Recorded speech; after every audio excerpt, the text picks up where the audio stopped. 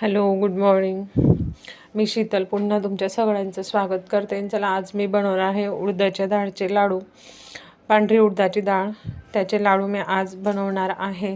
तर सगळ्यात प्रथम बघा, उडदाची डाळ भाजून चांगली दळून घ्यायची आहे.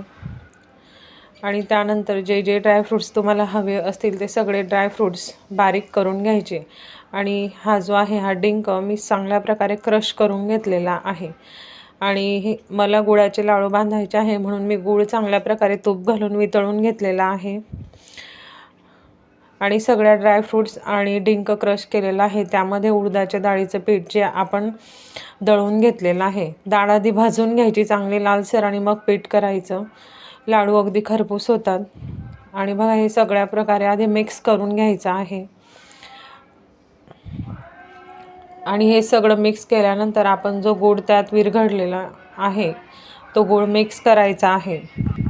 आणि बघा, सगळा गूळ आपल्या आवश्यकतेनुसार किती प्रमाणात गूळ लागतो तेवढा गूळ तापवून विरघळून घ्यायचा आणि सगळ्या साहित्यामध्ये चांगल्या प्रकारे मिक्स करून घ्यायचं.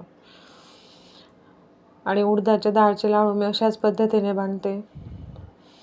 बघा, सगळं जे पीठ आहे, ड्रायफ्रूट्स, डिंक आणि उडदाच्या डाळीचं पीठ, गूळ गरम असेपर्यंत चमच्याने मिक्स करा. नंतर दोघे हातांचा यूज करून चांगला हाताने मिक्स करून घ्यायचं. आणि लाडू वळण्यासाठी पीठ तयार आहे. तर बघा, अशा पद्धतीने मी उडदाच्या डाळीचे लाडू बांधते. तुम्हाला जर आवडलेच तर नक्कीच लाईक आणि सबस्क्राईब जरूर करा. तर बघा, अशी होती उडदाच्या डाळीच्या लाडूची रेसिपी. तर तुम्हाला कशी वाटली नक्की सांगा.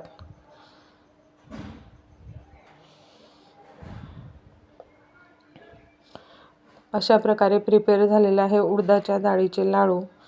आवडल्यास नक्की लाईक, शेअर, सबस्क्राईब करा. चला, सगळ्यांना श्री स्वामी समर्थ. आणि हिवाळ्यात असे लाडू खूप पौष्टिक असतात. नक्की बनवा. बाय.